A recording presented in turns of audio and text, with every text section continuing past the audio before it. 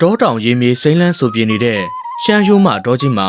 မျက်မြင်မမအပင်ကြီးတွေစူယုံပေါက်ရောက်နေတာကြောင့်အရေးအာဝါဒကောင်းရုံမကအုပ်ဆိုင်မှောင်မဲနေကအလင်းရောင်တောင်ကောင်းကောင်းတိုးမပေါက်နိုင်ပဲဖြစ်နေပါတယ်။ဒါလည်းမကသေးပဲကြောက်မက်ဖွယ်ရအော်ဟစ်တွင်ကျူးနေကြတဲ့ငှက်တွေရဲ့အတန်ကစူညံနေခဲ့တာကြောင့်သွေးပြက်ဖွယ်ရဖြစ်နေခဲ့ပေမဲ့ခဏအကြာမှာတော့ပြန်လည်ပြီးငြိမ်သက်သွားရာပတ်ဝန်းကျင်ခြေနေတွေကတည်ငြိမ်မှုမရှိဘဲကြက်သီးထဖွယ်ရဖြစ်နေတာကိုတွေ့လိုက်ရပါတယ်။ဒီအချိန်မှာပဲဆရာတော်ဦးဝီတာရနဲ့ကိုရင်လေးခင်မာတို့ကတင်ကန်းပိတ်ခါပစ္စည်းအရာတွေကိုလွှဲရင်းတရားထိုင်ဖို့အတွက်တစ်ပင်ချုံတွေထူပြောရာတောအုပ်အတွင်းကိုခတ်တွတ်ဝင်ရောက်လာကြတော့တယ်ဗျ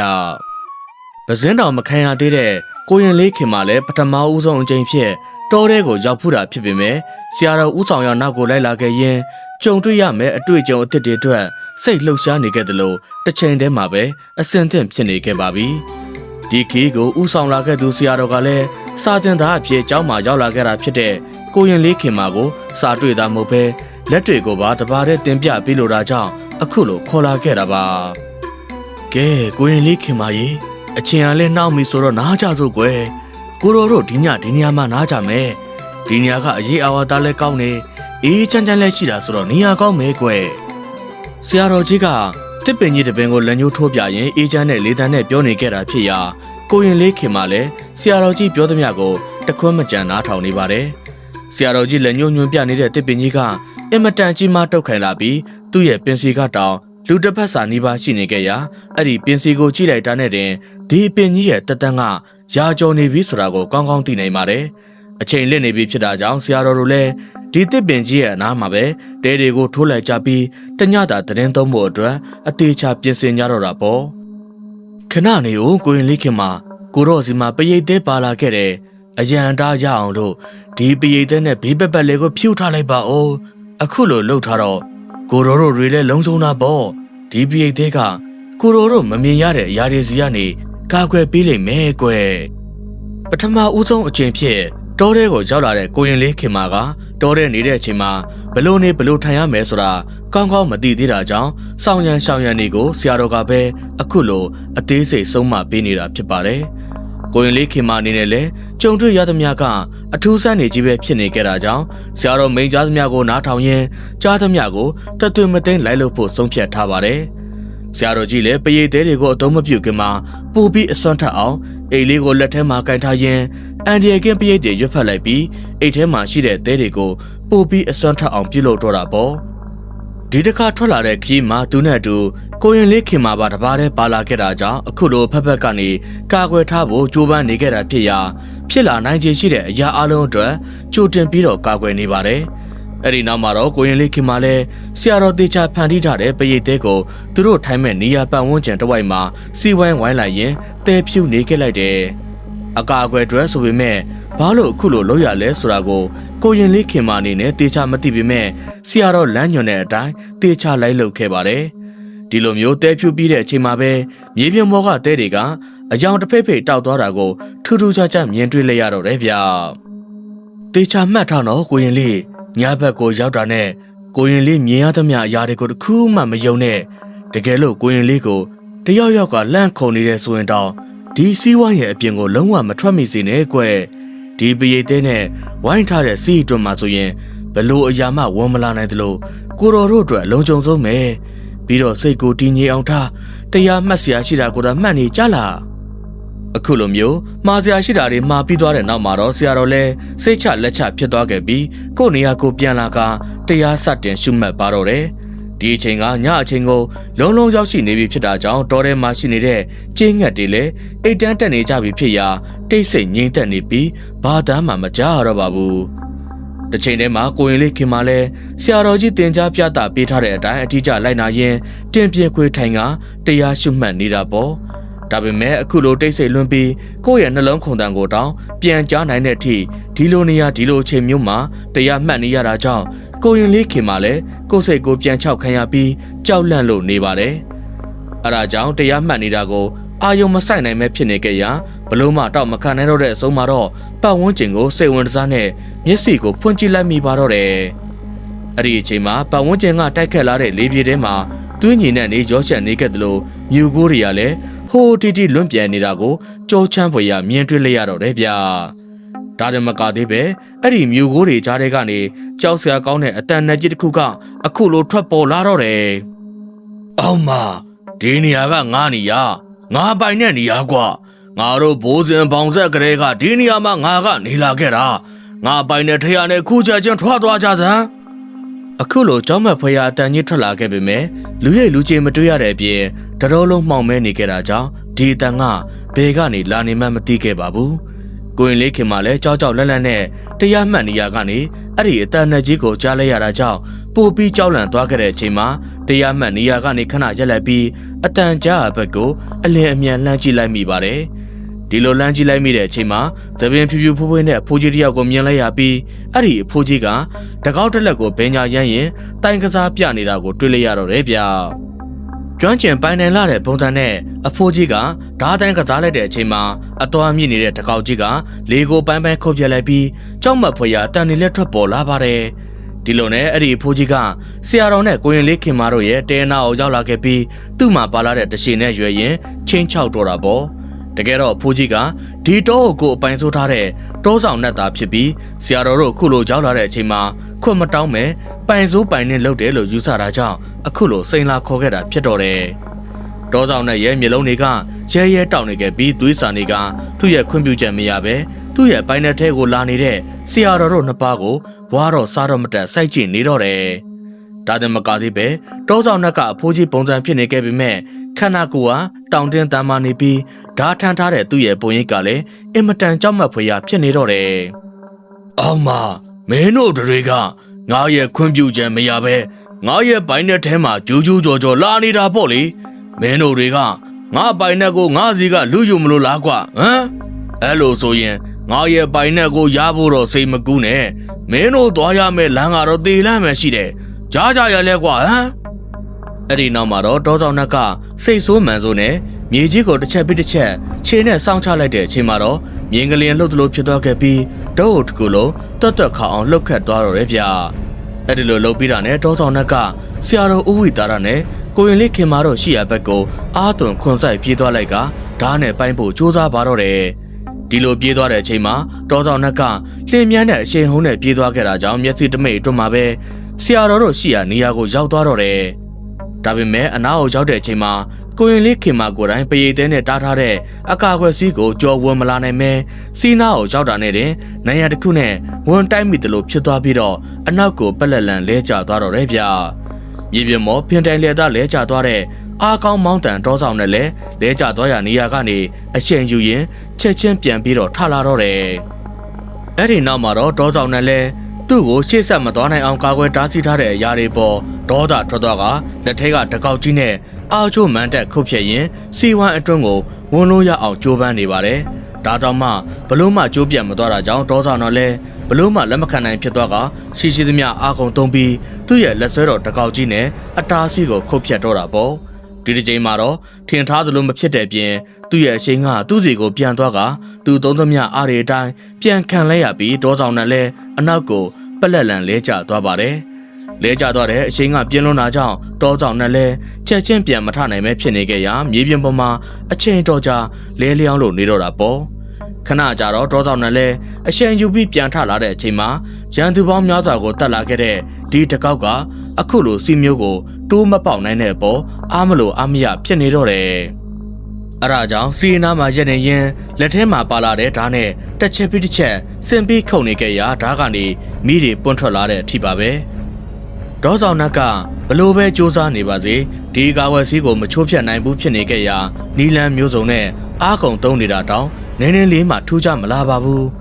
းဒီလိုနဲ့ဒေါဆောင်နဲ့လဲအခောက်တိုင်းမှာသူ့ထုတ်သုံးလိုက်တဲ့အချိန်တိုင်းနောက်ပြန်လဲကျသွားခဲ့တာတောင်မှထက်တလဲလဲစူးစမ်းနေတော့တယ်သူ့ရဲ့ဒေါသစိတ်ကစောင်းနေခဲ့တာကြောင့်မြေပြင်ပေါ်မှာလဲကျနေရကနေနာကျင်နေတာရောဒဏ်ရာတွေကိုပါမမှုနိုင်မဲဖြစ်နေခဲ့ရာဒီဖြစ်ပျက်ကြောင့်တောဆောင်နဲ့ရဲ့လုပ်ရက်ကတနာစပွဲဖြစ်လာတော့တယ်ဗျာ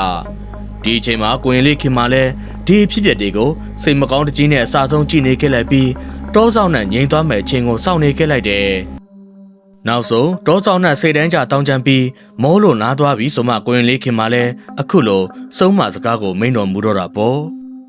ဒီဆွဲလန်းနေကြအောင်တကားကြီးခုလိုအားကူသူတွေအခါခါပြုလုပ်နေမိတာပဲကိုတော့မှပန်းဆိုင်နေဆိုတာမရှိပါဘူးဒီနေ့ကျရင်ကိုတော်တို့ရဲ့ခန္ဓာကိုယ်တောင်စွန့်ခဲ့ရမှာဖြစ်လို့ဘာကိုမှမမတ်မောပါဘူးတကားကြီးလဲတကားကြီးရဲ့ဆွဲတွေကိုချွတ်ပြီးကောင်းရမွင်ရကိုရအောင်လုပ်ပ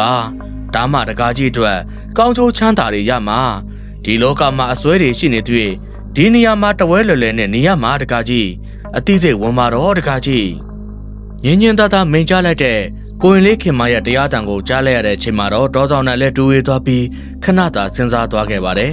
်ဒါပေမဲ့လည်းကိုရင်လေးခင်မမိန်တော်မူလိုက်တဲ့စကားတွေကိုတော့တောဆောင်နဲ့အနေနဲ့ဘလို့မှလက်မခံနိုင်ခဲ့ပါဘူးဒီနောက်မှာတော့ကိုရင်လေးခင်မကမျက်လွှာပြန်ချသွားခဲ့ပြီးဘာစကားမှဆက်မပြောတော့ပဲကမဝဖက်ရင်ဖျားစာတချို့ကိုရွတ်ဖတ်နေပါတယ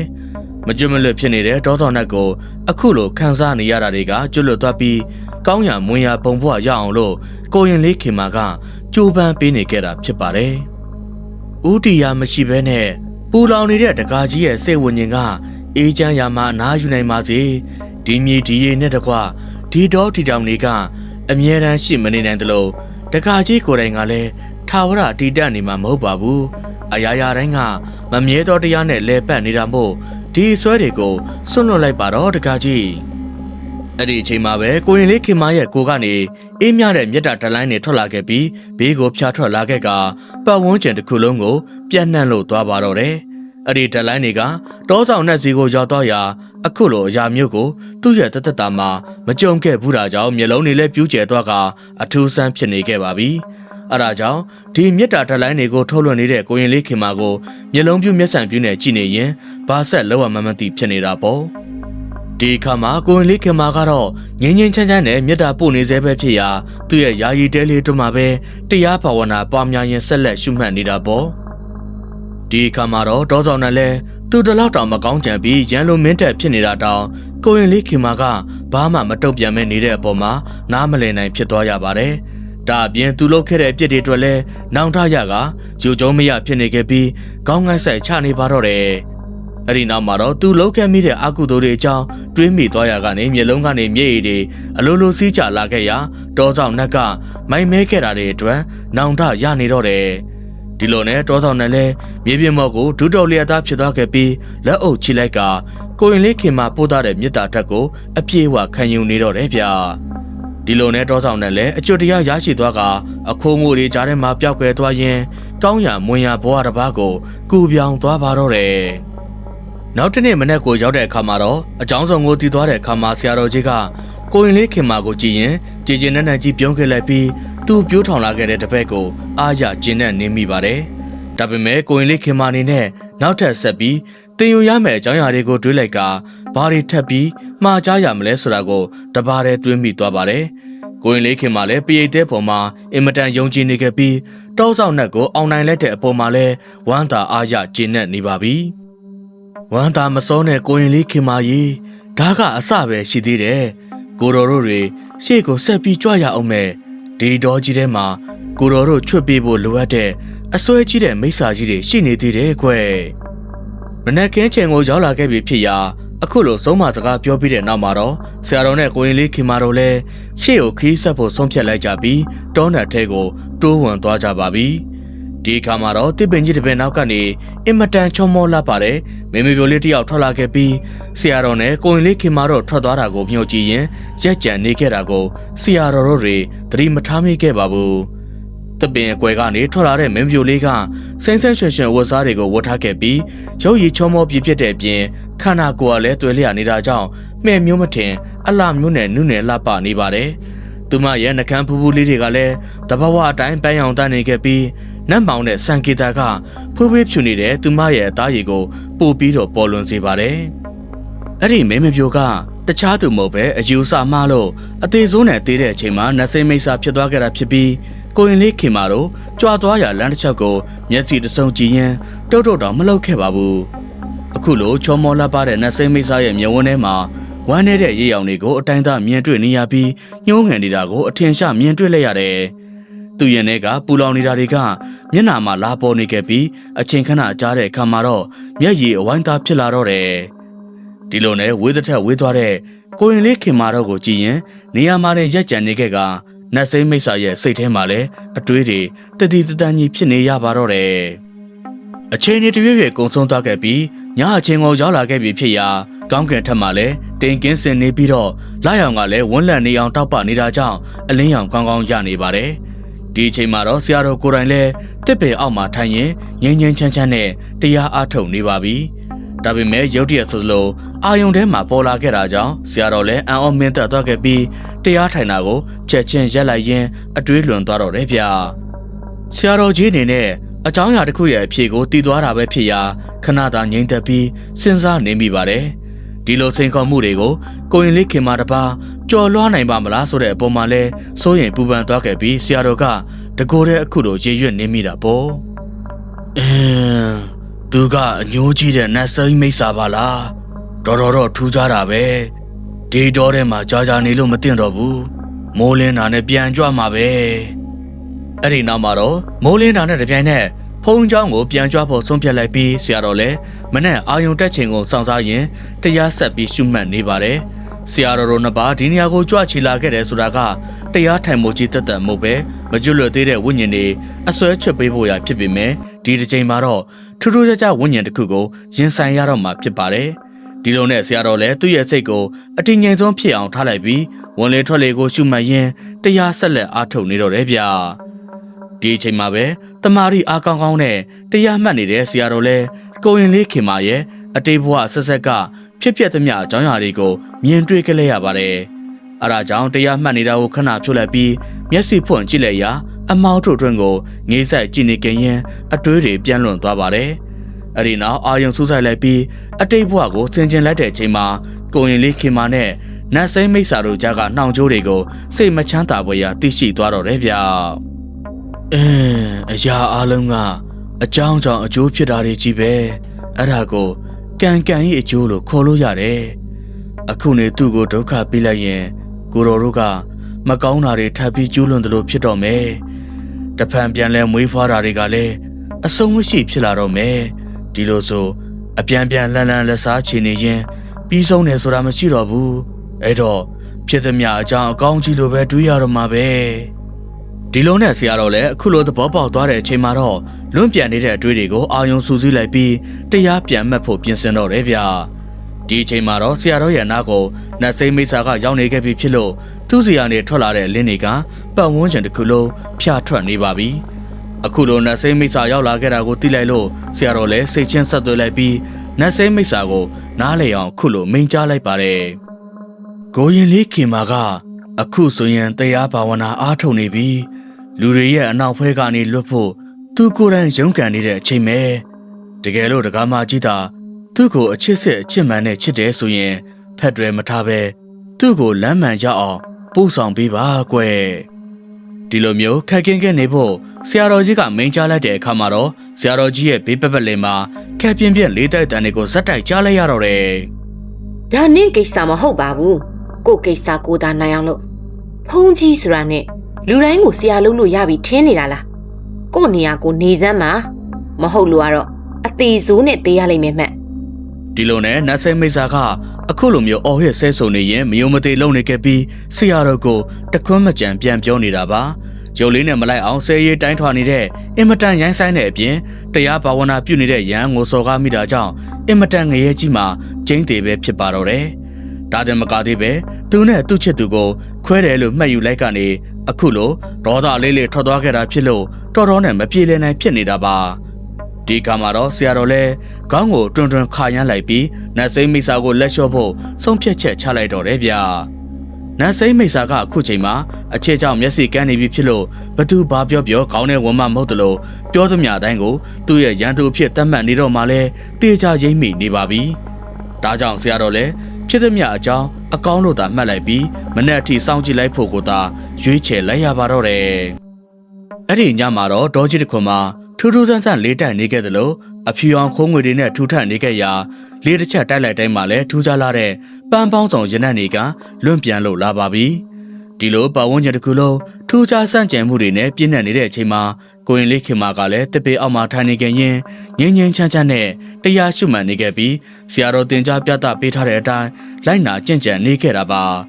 ါဒီအချိန်မှာကိုရင်လေးခင်မာလည်းတင်းပြတ်တဲ့မှုရင်းနှံကိုရလိုက်တာကြောင့်အထူးဆန်းဖြစ်သွားခဲ့ရာတခါရှူလိုက်တာနဲ့တင်အနံ့ကနှာခေါင်းထဲမှာဆွဲသွားပါတယ်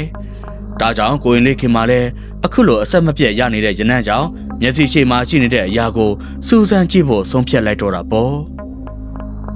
့ဒီလိုနဲ့မျက်လုံးကိုဖွင့်ပြီးရှေ့ကိုကြည့်လိုက်တဲ့အခါမှာအင်မတန်ချောမောလှပတဲ့မင်းမပြိုလေးတူမတ်တက်ရက်နေတာကိုမြင်တွေ့လိုက်ရတော့တယ်ဗျာဒီလိုချိန်ဒီလိုနေရာမှာအခုလိုလှပတဲ့မင်းမပြိုလေးရှိနေတာကအင်မတန်ထူးဆန်းနေပြီးတာမန်မဟုတ်ဘူးဆိုတာကိုလည်းကိုရင်လေးခင်မာကကောင်းကောင်းကြီးသဘောပေါက်နေပါပြီကိုရင်လေးခင်မာကမင်းမပြိုလေးကိုကြည့်လိုက်တဲ့အချိန်မှာမင်းမပြိုလေးကလည်းကိုရင်လေးခင်မာရဲ့မျက်လုံးကိုတဲ့တဲ့ပြန်ဆိုင်ကြည့်နေခဲ့တာကြောင့်နားမလည်နိုင်အောင်ဖြစ်သွားရတော့တယ်ဗျာပြုံးချွန်နေတဲ့မြန်ထားနဲ့နတ်စိမ့်မိတ်ဆာကချစ်ရည်ရွှန်းလဲနေတဲ့အကြည့်တွေနဲ့မျက်မျက်နှုံနှုံကြည့်နေခဲ့တဲ့အပြင်အနည်းနဲ့လာလာကမတွေ့ခဲ့ရသူကိုအခုမှပြန်တွေ့လဲရတာကြောင့်ဝမ်းသာအားရဖြစ်နေတာမျိုးဖြစ်နေတော့တယ်အခုတကယ်ပြန်လာရင်နော်အခုကလေးကိုအခုဒီဘူးပြန်လာတာမဟုတ်လားဝမ်းသာလိုက်တာအခုရဲ့အခုလိုတာယာနူးညံ့တဲ့အတန်လေးကိုကြားလိုက်ရတာကြောင့်ကိုရင်လေးခင်မလည်းသဘောကျပြုံးမိသွားရာအဲ့ဒီအတန်ကသူ့ရဲ့နှလုံးခုန်အောင်လုံနိုင်သွားပါတယ်ဒါပေမဲ့ကိုရင်လေးခင်မလည်းသူ့ရဲ့စိတ်ကိုပြန်ထိန်းချုပ်လိုက်ရင်မျက်နှာကိုပြန်တီးလိုက်ပြီးတရားသဘောတွေကိုပြန်ပြီးတော့နှလုံးသွင်းနေတာပေါ့အဲ့ဒီနောက်မှာတော့သူ့ရှေ့မှာလာရက်နေတဲ့နတ်စိမ့်မိတ်ဆာကိုပြူစားဖို့ရောက်လာတဲ့မိတ်ဆာမလို့သာနှလုံးသွင်းလိုက်ပြီးမျက်မှောင်ကျုပ်ပြီးတော့လှမ်းကြည့်ခဲ့လိုက်တယ်အတွေ့အကြုံရှိနေပြီဖြစ်တဲ့ကိုရင်လေးခင်မအနေနဲ့ဒီလိုဖြစ်ပျက်မျိုးကိုအရင်ညကတည်းကကြုံဘူးပြီဖြစ်ရာ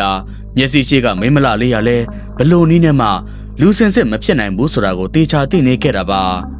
အဲ့ဒီနောက်တော့နတ်စိမ့်မိတ်ဆာလဲသူ့မှာရှိတဲ့အလှပတွေနဲ့မြူဆွဲတာမရတဲ့အခါမှာတော့နွဲ့နွဲ့နောင်းနောင်းနဲ့ကပြဖြောပြနေရင်ကိုရင်လေးခင်မကိုဆွဲဆောင်နေခဲ့ပြန်တယ်သူ့ရဲ့လှုပ်ရှားမှုတိုင်းကချိုအီမွေးပြန့်ပြန့်ရနနေကပြန်လွန်နေခဲ့ပြီးကိုရင်လေးခင်မရဲ့စိတ်ကိုရင်းရံအောင်လို့အစွမ်းကုန်ဆွဲဆောင်လို့နေတာပေါ့အဲ့ဒီနောက်မှာနတ်စိမ့်မိတ်ဆာကခဏရက်လိုက်ပြီးကိုရင်လေးခင်မရဲ့မျက်ဝန်းနေတဲ့ကိုတဲ့တဲ့ကြီးစိုက်ကြည့်လိုက်ပါတယ်တွေဝေငင်းမောနေတဲ့ကိုရင်လေးခင်မရဲ့မျက်ဝန်းထဲကနေတဆင်ကိုရင်လေးခင်မရဲ့စိတ်နှလုံးကိုညှို့ယူလိုက်ပြီးသူ့စိတ်ကြိုက်ချဲလဲလို့ရအောင်ဖန်တီးလိုက်တော့တယ်ဗျာဒီလိုညှို့ယူပြီးတဲ့နောက်မှာနတ်စိမ့်မိတ်ဆာကအတိတ်ဘဝတုန်းကဝမ်းနဲ့စီယာဖြစ်တဲ့ကိုရင်လေးခင်မပြန်ပြီးမှတ်မိအောင်အစွမ်းနေနဲ့ပုံဖော်ပြီးတော့ပြသလိုက်ပါတော့တယ်အဲ့ဒီပုံရိပ်ထဲမှာကိုရင်လေးခင်မကအရွယ်ရောက်ပြီးတော့ရွာသားတစ်ယောက်လိုဝတ်ဆင်ထားတာကိုတွေ့လိုက်ရပြီးမင်းမပြိုရဲ့ဘေးနားမှာကတ်ထိုင်နေတာကိုတွေ့လိုက်ရပါတယ်သူတို့နှစ်ယောက်ကတစ်ပင်ကြီးတစ်ပင်အောက်မှာထိုင်နေရင်အချစ်အတွက်တစ္ဆာစုံနေခဲ့တာဖြစ်ရာဘဝစတိုင်းပေါင်းဆက်ဖို့အတွက်ရည်ရွယ်ပြီးအခုလိုလုံနေတော့တာပါသူတို့ကအင်မတန်ချစ်မြတ်နိုးကြတဲ့ချစ်သူတွေဖြစ်တာကြောင့်ဘဝစတိုင်းလက်တွဲချင်ကြတာနှစ်တရားတိုင်အောင်မပြည့်စည်မဲ့တစ်ပင်ကြီးတစ်ပင်ရှိမှထိုင်နေရင်အချစ်ကိုတက်တေးထားပြီးရုပ်ကစိုးထံကိုစူတောင်းနေကြတာဖြစ်ပါတယ်ကျွန်တော်မျိုးချစ်ကအရှင်ရုပ်ကစိုးနာမည်ကြီးစီမှာစုတစ်ခုပန်းကျင်ပါတယ်ကျွန်တော်ကဟောရီယာမင်းမပြိုလေးကိုအသက်တမျှချစ်မြတ်နိုးတာကြောင့်ကျွန်တော်တို့ဘယ်ဘဝကိုပဲရောက်ရောက်ဘဝစတိုင်းပေါင်းဖက်ပြရစီလို့စူတောင်းပါတယ်ကျွန်တော်တို့ရဲ့စူတောင်းကိုဖြည့်ဆည်းပေးတော်မူပါဒီလိုဆူတောင်းစကားတန်ကြောင့်မင်းမပြိုလေးလဲကျင်းလုံးဝမ်းတာနေပြီးပြုံးရွှင်နေခဲ့ရာချစ်မြတ်နိုးစိတ်တွေကလည်းမျက်နှာမှာအတိုင်းသားပေါ်နေခဲ့ပါပြီဒီအချိန်မှာတော့ချစ်ရည်ရွှန်းလန့်နေတဲ့သူတို့နှစ်ယောက်ဖို့မုံမမြင်လေးမမြင်ဖြစ်နေကြတာကြောင့်ဘာကုမှမသိတော့ပဲနှစ်ယောက်တစ်ဘဝဖြစ်နေတော့တယ်ဗျာကိုရင်လေးခင်မလည်းအတိတ်ဘဝတုန်းကဒီမြင်ကွင်းကိုမြဝါထင်ထင်မြင်လိုက်တာနဲ့အပျော်တွေကူးဆက်သွားခဲ့ပြီးအလိုလိုပြုံးမိသွားပါပြီအဲ့ဒီနောက်တော့သူ့ရဲ့ရှေ့မှာရက်နေတဲ့အမျိုးသမီးကအတိတ်ဘဝတုန်းကပတ်သက်ဆက်နွယ်မှုတွေအကြောင်းကိုခရီးစေတွန်းချသိရှိသွားပါတော့တယ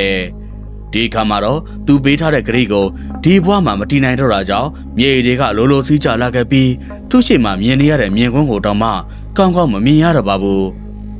အဲ့ဒါနဲ့ပဲအောက်ကိုငုံပြီးသွားရကနေသူ့ကိုယ်သူပြန်ကြည့်လိုက်တဲ့အခါမှာလဲသင်္ကန်းစီးထားတာကိုမြင်လဲရတာကြောင့်သူ့ရဲ့ရွယ်ချက်အတိုင်းဆက်သွားမှဖြစ်မယ်ဆိုတာကိုသေချာသိနေခဲ့တယ်ဒီအချိန်မှာမိန်းကလေးနဲ့ပတ်သက်ပြီးစိတ်မကောင်းဖြစ်သွားခဲ့တယ်လို့အာတုံအာနာဖြစ်သွားရတော့တယ်ဗျာကိုရင်လေးနေနဲ့အဖန်တလဲလဲပြန်လဲမွေးဖွားတာကနေလွတ်မြောက်ဖို့အတွက်အစွမ်းကုန်စူးစမ်းတော့မယ်လို့တန်ထိတ်တန်ချခဲ့ပေမဲ့ဂရီစကားကရှိနေလေတော့ဆုံးဖြတ်ရခက်ခဲနေတော့တာပါဒီလိုနဲ့နောက်တစ်နေ့မနက်မိုးစင်စင်လင်းတဲ့အချိန်ကိုရောက်တဲ့အခါမှာတော့ ကိုရင်လေးခင်မှာလည်းတရားထိုင်နေရာကနေထလိုက်ပြီးဆရာတော်ကြီးရှိရာကြီးကိုရှောက်လန်းလို့လာပါပြီမင်းညကကြုံတွေ့ခဲ့ရတဲ့ဖြစ်ပျက်တဲ့နဲ့ပတ်သက်ပြီးကိုရင်လေးခင်မာကဆရာတော်ကြီးကိုရှောက်တယ်မို့အခုလိုထွက်လာခဲ့တာဖြစ်ရာသူမသိနားမလဲတာတွေကိုပါတခါတည်းမေးမြန်းဖို့ဖြစ်ပါတယ်ဒီလိုနဲ့ဆရာတော်ကြီးကိုရှေ့ခုဥခိုက်လိုက်ပြီးတော့ဆရာတော်ကြီးကိုလက်အုပ်ချပြီးအယိုသေးပေးနေခဲ့တယ်လို့ဆရာတော်ကလည်းကိုရင်လေးခင်မာကိုတည်ငြိမ်တဲ့မြန်ထားတွေနဲ့စိုက်ကြည့်နေပါတယ်ကိုရင်လေးခင်မာလည်းတည်ကျင်စိတ်အပြည့်ဖြစ်နေတာကြောင့်အလင်းမြန်မဲရှေ့ခိုးခဲ့လိုက်ပြီးသူတည်ကျင်တာတွေကိုအခုလိုမေးမြန်းလျှောက်တင်တော့တယ်ဆရာတော်ဖေတပည့်တော်ခွန့်လွန်ပါတပည့်တော်တရားဆက်ပြီးမထိုင်နိုင်တော့ပါဘူးရှင်ဖေသာသနာပေါ်မှာလည်းဆက်မနေတော့ဖို့တွေးထားပါတယ်အတိတ်ဘဝတုန်းကတပည့်တော်ကလူတစ်ယောက်ကိုဂရီပေးခဲ့ဘူးပါတယ်ရှင်ဖေအဲ့ဒီစကားကိုတီးဖို့အတွက်တပည့်တော်လူထွက်မှာဖြစ်မှာမလို့ပါအတိတ်မှာပေးခဲ့တဲ့ဂရီကိုတပည့်တော်မသိခင်ကဘာမှဖြစ်ပေမဲ့အခုသိလိုက်ရပြီဆိုတော့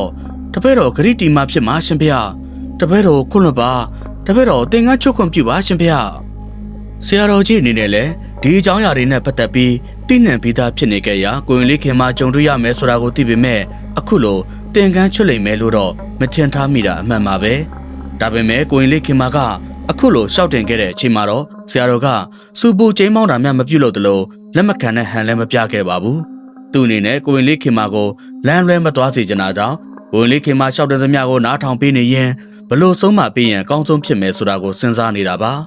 ါအဲ့ဒီနောက်တော့ဆရာတော်ကြီးကကိုရင်လေးခင်မာကိုလေးသံအေးအေးနဲ့နားလေသဘောပေါက်အောင်စတင်မိန့်တော်မူတော့တယ်ဒီမှာကိုရင်လေးမြင်တွေ့ခဲ့ရတာကတပိုင်းတစားပဲရှိသေးတယ်ဆုံးဖြတ်တာမစောပါနဲ့အောင်ကိုရင်လေးမြင်ခဲ့ရတဲ့ဖြစ်ပျက်တွေကလိုင်းနေစွန်တော်မှသမုတ်တရားရဲ့အနက်ကိုရင်လေးမသိနိုင်ဘူးလေဒီမြင်ကွန်းကိုတစ်ခါထပ်ကြည့်ပါဦးဒါဆိုရင်ကိုရင်လေးရှင်းလင်းသွားလိမ့်မယ်ဒါတောင်မှကိုရင်လေးကအချစ်အတွက်ရွေးချယ်မယ်ဆိုရင်တော့လဲဦးစင်းမတားလို့ပါဘူးအဲ့လိုမှမဟုတ်ရင်တော့ကိုတော်နဲ့အတူတူတရားဆက်ပြီးတော့ကြင်ကြံကြတာပေါ့ဆရာတော်လည်းအဲ့လိုမိန့်ကြားလိုက်ပြီးကိုရင်လေးခင်မရဲ့ခြေနေကိုအကဲခတ်ရင်ကြည်နေကြလိုက်တော့တာပေါ့အဲ့ဒီနောက်တော့ဆရာတော်ကြီးလည်းသူ့ရဲ့လက်ကိုမြောက်လိုက်ပြီးကိုရင်လေးခင်မရဲ့ခေါင်းပေါ်ကိုတင်ထားပြလိုက်ရင်အတိတ်ကဖြစ်တဲ့ကိုအတွန်းကြကြပိုတိလာအောင်လှုပ်ပေးလိုက်တော့တယ်ဒီအချိန်မှာတော့ကိုရင်လေးခင်မလည်းလိုလလနဲ့လက်ခံလိုက်ပြီးဦးခေါင်းကိုရှေ့တိုးပေးခဲ့ပါတယ်ဒီအချိန်မှာပဲဆရာတော်ကသူ့ရဲ့အစွမ်းတွေကိုသုံးလိုက်ပြီးကိုရင်လေးခင်မှာတီးတန့်တီးထိုက်တဲ့အတိတ်ကဇက်ကြောင်းတွေကိုအခုလိုပြန်ပြပေးခဲ့လိုက်တော့တယ်ဗျာဒီအခါမှာတော့ချစ်ရည်ရွှန်းလည်နေတဲ့လူငယ်လေးကဒေါသလေးလေးထွက်နေခဲ့ပြီးမမေပြိုလေးနဲ့ရန်ဖြစ်စကားများနေကြရာရန်လုံးမင်းတက်အော်ဟစ်နေပါတယ်မမေပြိုလေးကလည်းကောင်းကုန်မခံမဲတခွန်းမကြံပြန်ပြောနေတာကြောင့်သူတခွန်းကိုတခွန်းဖြစ်နေကြပြီးတယောက်နဲ့တယောက်အပြန်အလှန်ဆဲရဲတိုင်းထွာနေကြပါတယ်ဒီကမှာတော့လူငယ်လေးလက်ဒေါသထွက်ပြီးမင်းမပြိုလေးကိုအာပြင်းပြင်းနဲ့ရိုက်ချခဲ့လိုက်ရာမင်းမပြိုလေးလည်းမြေပြင်ပေါ်ကိုပုံလျက်သားလဲကျသွားပါတော့တယ်အဲ့ဒီနောက်မှာတော့စိတ်နာကြီးသွားတဲ့မင်းမပြိုလေးကဘာတစ်ခွန်းမှထပ်မပြောတော့ပဲထပြီးတော့ထွက်သွားလိုက်ပါတော့တယ်ဒေါသအကြီးကျယ်ထွက်ကစိတ်ဆိုးမှန်ဆိုးဖြစ်နေတဲ့လူငယ်လေးကတော့သူ့ကိုကြောပြီးထွက်သွားတဲ့မင်းမပြိုလေးကိုကြည့်ရင်လက်ညှိုးငေါငေါထိုးကပြောဆိုနေပြီးတော့နောက်မှကြံရစ်ပါတယ်အဲ့ဒီနောက်မှာတော့မင်းမပြိုလေးကသူ့ကိုထိလက်ရောက်စော်ကားတဲ့ပေါ်ဘလို့မှမကျင်နိုင်မဲ့ဖြစ်နေခဲ့ပြီးအညိုတကြီးထားတော့တယ်အချိန်ကောင်းရတာနဲ့ပြန်ပြီးလက်စားချေဖို့ကိုသာတွေးနေခဲ့ပြီးအချိန်ရတာနဲ့ခွန်ကောင်းယူပြီးလှုပ်ကြံဖို့စောင့်နေတော့တယ်ဗျာဒီလိုနဲ့အဲ့ဒီနေ့ညအောင်ရောက်တဲ့ခါမှာတော့မင်းမပြိုလေးလည်းအခွန်သားသွားတာကြောင့်ယောက်ျားဖြစ်သူရဲ့ရင်ဝါကိုဓားနဲ့ထိုးရင်သူ့ကိုရိုက်ခဲ့တာရဲ့အတွက်လက်စားချေလိုက်ပါတော့တယ်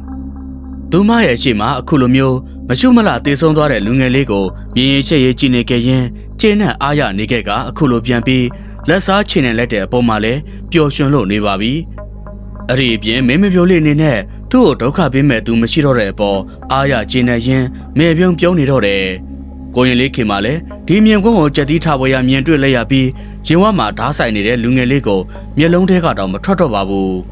ဒီအချိန်မှာတော့ဆရာတော်ကြီးရဲ့ကြည်လင်အေးမြလာတဲ့ဆုံးမစကားတန်ကလေထဲမှာပြန်လွှတ်လို့လာတော့တယ်ကိုရင်လေးခင်မှာဒါကကိုရင်လေးပြောတဲ့ချစ်စစ်ဆိုတာပဲနောက်ဆုံးတော့ဖြစ်မှန်ကိုသိပြီမလားကွယ်အချိန်ကာလဆိုတဲ့ဒီရေကတိုက်စားသွားခဲ့ရင်အရာရာတိုင်းကပြောင်းလဲကြတာကြီးပဲကွယ်ဘယ်ရာကမှထာဝရမတည်မြဲပါဘူးမွေးဖွားခြင်းနဲ့တည်ဆုံးခြင်းကလွဲရင်ဒီကဘာကြီးမှာအမြဲတမ်းမပြောင်းလဲပဲမပြောင်းမပြတ်ရှိနေတဲ့အရာဆိုတာတခုမှမရှိဘူးကွယ်မြတ်စွာဘုရားရှင်ကအနိစ္စဒုက္ခအနတ္တလို့ဟောတော်မူခဲ့တာကို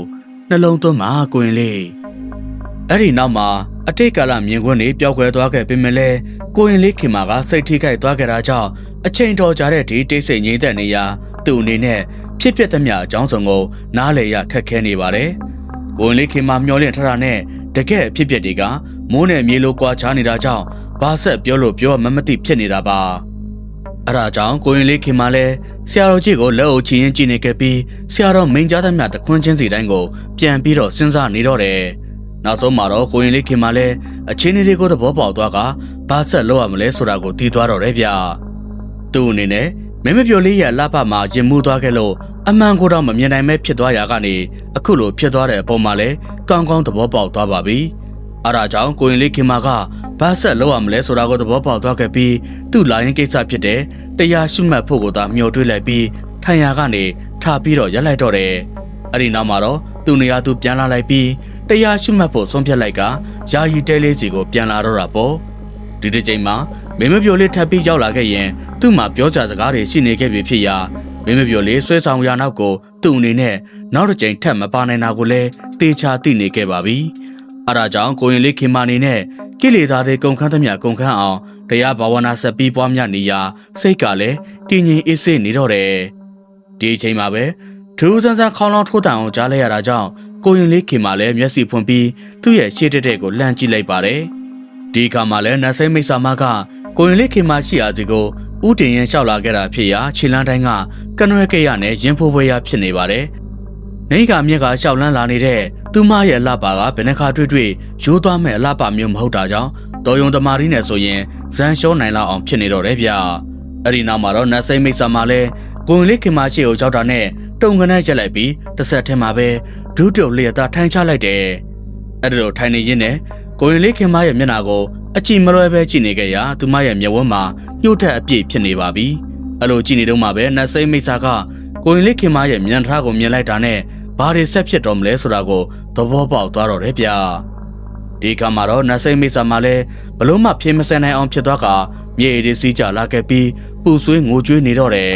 ။ဆရာတော်ဖျားတပည့်တော်ယူမိုက်ခဲ့မိပါတယ်။အတိတ်တုန်းကဖြစ်ပျက်ခဲ့တာတွေနဲ့ဖျားယောင်းပြီးတော့ဆရာတော်တပည့်တော်မအနာနေအောင်လို့ဒုက္ခပေးခဲ့မိပါတယ်။အဲ့ဒီအတွက်တပည့်တော်ခွင့်လွှတ်ပေးတော်မူပါ။ကဲတကယ်မကြီးအခုဆိုရင်ကိုတော်တို့နှစ်ဦးစလုံးဘာတွေဖြစ်ခဲ့တယ်လဲဆိုတာအကြောင်းစုံကိုသိနေပြီပဲ။အတိတ်ဘဝတုန်းကဖြစ်ပျက်ခဲ့တာတွေကိုအခွင့်အရေးတစ်ခုလိုသတ်မှတ်လိုက်ပြီးရှေ့ဆက်ရမယ့်ခရီးအတွက်ပညာရေးရဲ့အနေနဲ့ယူဆလိုက်ပါ။အခုလိုမွေးဖွားလာလိုက်တေဆုံးသွားလိုက်နဲ့ဝကြွေးတွေဆက်ရင်ဖန်တလဲလဲဖြစ်ပျက်နေတဲ့လောကကြီးကနေလွတ်မြောက်အောင်စူးစမ်းအားထုတ်ပါတကမာကြီးအခုလိုစကားကိုကြားလိုက်ရတော့နောင်ထကြီးကျယ်ရနေတဲ့နတ်စိမ့်မိတ်ဆာမလည်းစိတ်အေးချမ်းသွားခဲ့ပါပြီသူ့အနေနဲ့သူပြုတ်မိခဲ့တဲ့မြအကုသိုလ်တွေကိုအစွဲလန်းဖြစ်နေရကနေအခုလိုမကျွတ်မလွတ်ဘဝကိုရောက်ရှိနေခဲ့တာပါဒါပေမဲ့အခုလိုသဘောထားတကြီးနဲ့ခွင့်လွှတ်ပေးတဲ့သူကမှလောက်ကြံမိတဲ့အပေါ်ကိုလည်းစိတ်မကောင်းဖြစ်သွားကမျက်ရည်တွေတွန်းစီးကြလာပါတယ်အဲ့နောက်တော့နှုတ်ကနေလဲတောင်းပန်စကားတွေထပ်ထပ်ပြောနေခဲ့ပြီးကိုရင်လေးခင်မာကိုတောင်းပန်နေတော့တယ်အဲ့ဒီနောက်တော့ကိုရင်လေးခင်မာရဲ့ခွင့်လွှတ်မှုကိုတောင်းခံပြီးတာနဲ့နတ်စိမ့်မိတ်ဆာရဲ့ဆွဲတွေလည်းကျွတ်လွတ်သွားကသူ့ရဲ့ပက်ပက်လေးကနေအဝါရောင်အလင်းတန်းတွေကမျက်စိကျိန်းလောက်အောင်ထွက်ပေါ်လာပါတယ်